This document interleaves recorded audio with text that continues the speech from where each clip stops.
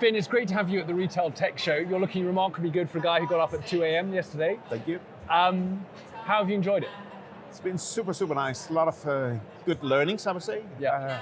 I think we have had many good conversations, both us as partners, but also with people coming, approaching us, asking for inspiration and around the experience that we have created together with you on the implementation of Quorso, especially in the pilot in Sweden. Yeah. Fantastic. And Finn, tell us a little bit about, what we're doing together and what pain you're trying to solve with it. We have a long story, long heritage on improving our operational setup, and we have developed a lot of things ourselves during the last 20 years. We have succeeded with a lot. Some of the things have not been so successful. We are right now in a position where we are trying to reshape some of the areas of our toolbox that we can see that needs improvement. Yeah. And that's what we actually were connected with Quorso. Yeah. And the functionality that you provide via the system was super, super interesting. And we see that we are having a tendency to overload our store managers, our store personnel, with a lot of different tools, insights, reports, that kind of stuff. We need to clean up, basically. Yeah. The whole journey we have been on here have been interesting for us because we see a potential to get rid of something, to replace some of the setup within different areas we have today. And I would like to mention one thing that in particular have been a bit of a game changer. I know Quorso have been instrumental in terms of creating missions on sales, shrinkage, those kind of things.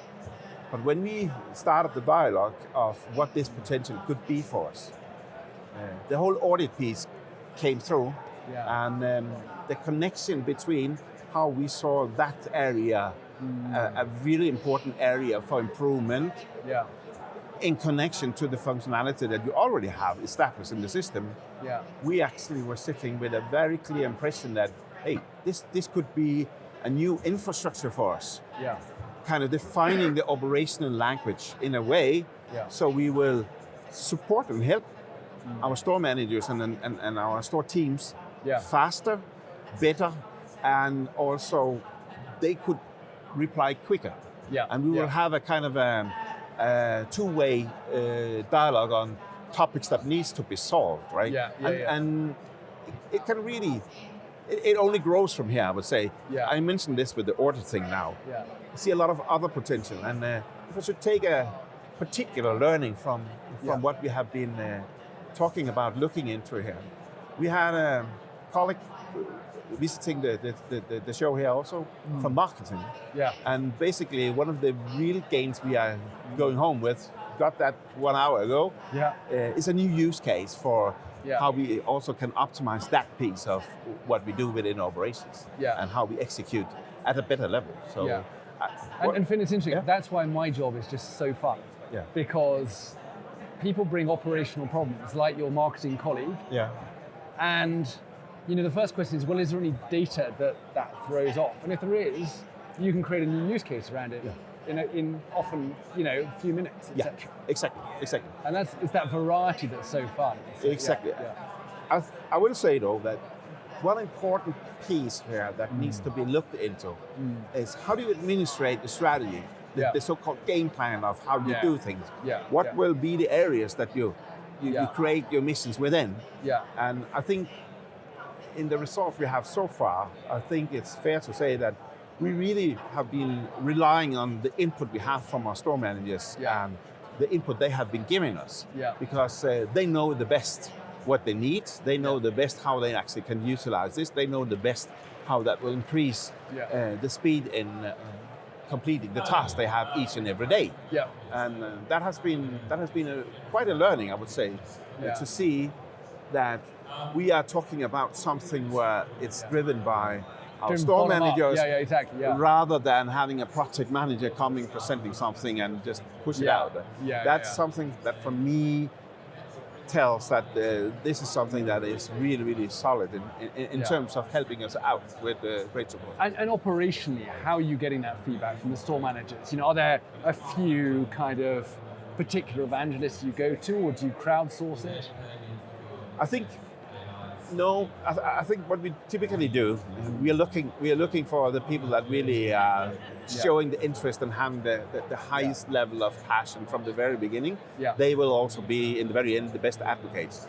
Yeah. What triggers my mind a bit here is that if I look at the list of those ambassadors within our organization, we have a list of more than 50 people now that is pointed out to be the ambassadors, making the change management process and the transition happening at a level where people can get along and actually understand what it is that we want. Yeah. And speaking about that, I think it's important to say that I have learned also that no matter you are Peter, 29, very IT connected, very kind of nerdish around things there, or you are Ursula, not having any interest in utilizing IT tools. Yeah. We have seen a compliance and a utilization of this at a level where, that's really strong.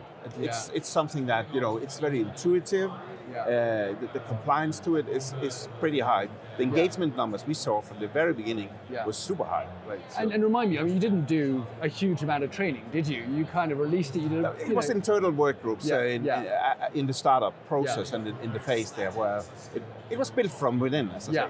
But you didn't have to go and kind of push engagement, did you? You kind of showed people it, people got it, and no, we didn't have.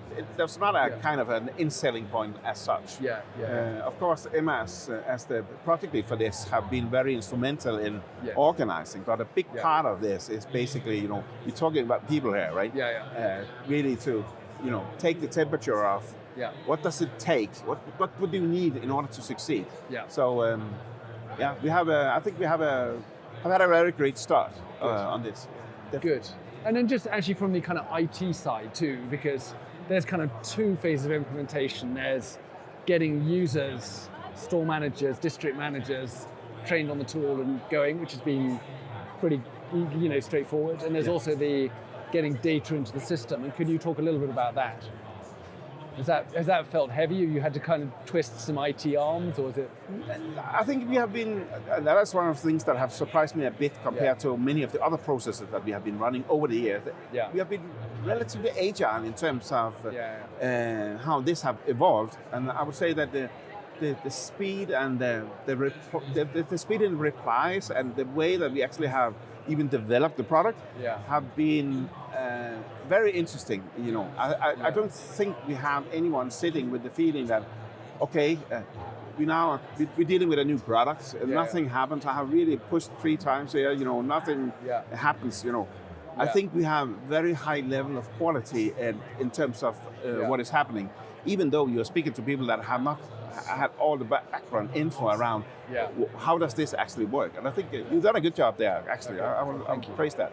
Thank you. Yeah, I mean, it's interesting. I think when everyone mentions data and talks about data to retailers, Stork rolls their eyes and kind of, worries about speaking to IT. But actually, my sense is your data is in a pretty great shape, and it's been very easy to we work with it for quite some years, I would say. That, so I also sit with the feeling that from our end, we have had really good quality in what have been delivered. We also have some very dedicated resources sitting, only having the responsibility for preparing this. And I sit with a great comfort that we have a lot of things already planned for making further steps. Yeah, fantastic.